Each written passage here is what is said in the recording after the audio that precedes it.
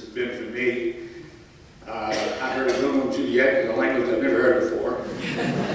I found out about flying cats.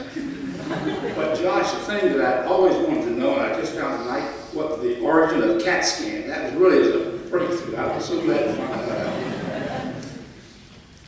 I'm delighted to be here. I'm delighted when I was invited to this first annual, and I hope it's not the last annual, but what an exciting evening it's been for all of us. And of course, the Rain Man was spectacular, and all of us will never forget the genius that we witnessed here this evening. I was very fortunate in my career in the United States Air Force. I had 29 years in the Air Force. The majority of it, I spent half of it in research, and half of it as a fighter pilot.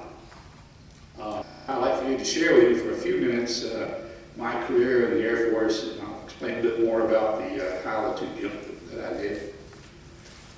But as a boy, my goal, my dream was to be an aviator. And that's all I worked for, was to be a fighter pilot. And I was very fortunate. I had a mother and father who were very loving and supportive. And I had a wonderful childhood, hunting and fishing, and growing up in Orlando, Florida, which is a beautiful part of the country to grow up in. I went to the University of Florida for 2 years, and then I entered the United States Air Force. And I got my commission in 1950, March of 1950. And I got on a boat to go to Europe the day that the Korean War started. And I volunteered for the next 3 years to get over there because I felt that the fighter pilot, that's where you're supposed to be, defending the principles that you're established. But I didn't get there. And I was a fighter pilot flying old P-47 Thunderbolts and jets and having all the fun that fighter pilots have. And in Europe for 3 years. And I came back to the United States, and I was stationed at Holloman Air Force Base, which was a research and development center.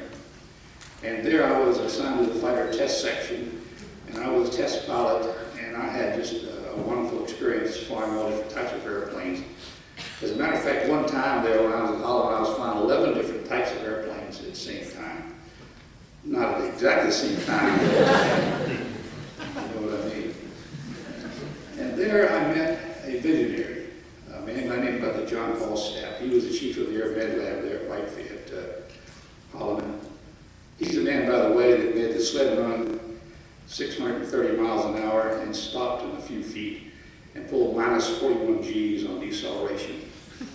He was the bravest man I've ever met in my life because he knew exactly physiologically what was going to happen to him when he did that test. But he did it because he knew that we needed this information for deceleration from altitude escape. And he was a man, he was a visionary. We did the first zero gravity work that was ever done in this country because Stapp knew that we went into space, that when we got into orbit, we would be weightless. We did the first work in this country on weightlessness. And I'll share with you real quickly. We used a T-33 jet trainer, and I would dive down and I'd pull up in a very high, steep angle to climb, and I'd push over and push on the pole to get zero gravity. And the way we measured zero gravity was we had a golf ball that was on a string.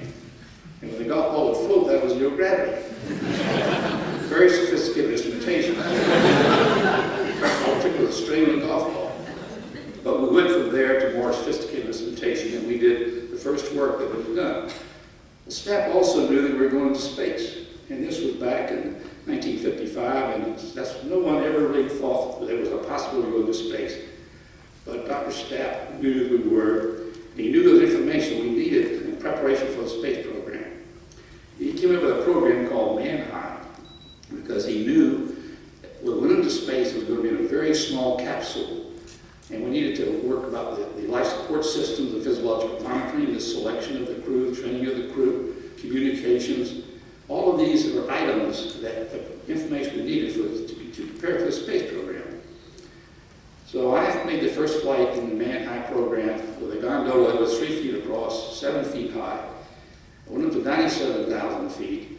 And I was there for the total flight was about 12 hours.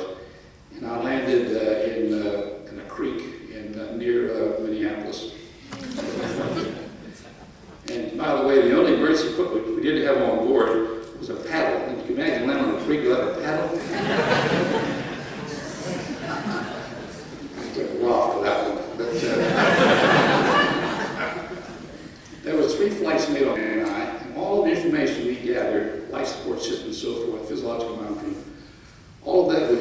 produced by NASA when we started on the space program.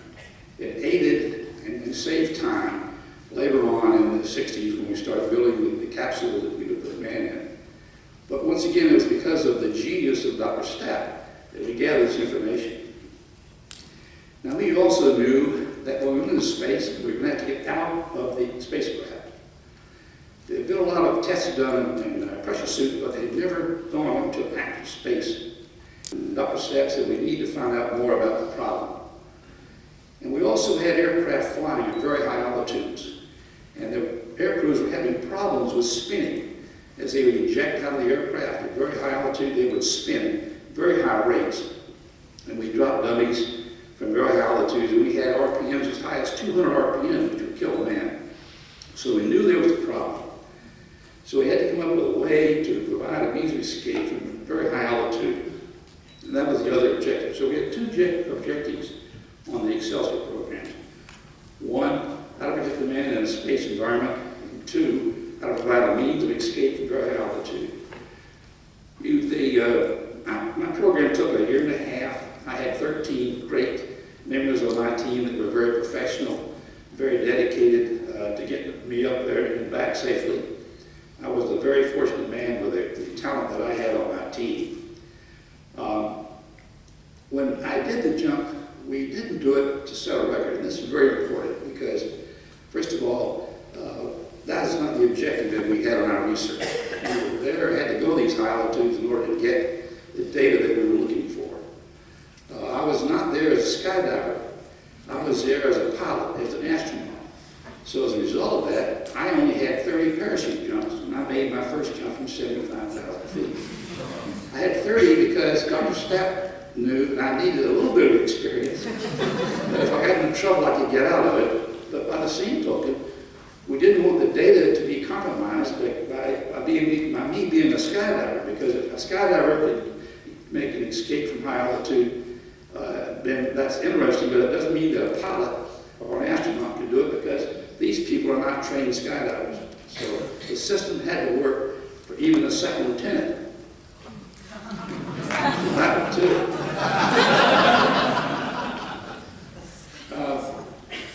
On the first jump you saw, I had trouble, and I spun up violently. I became unconscious, and only because of the grace of God and my technician I had read my chute right, am I here today, because I should have died. But my reserve parachute finally opened, and I survived the experience.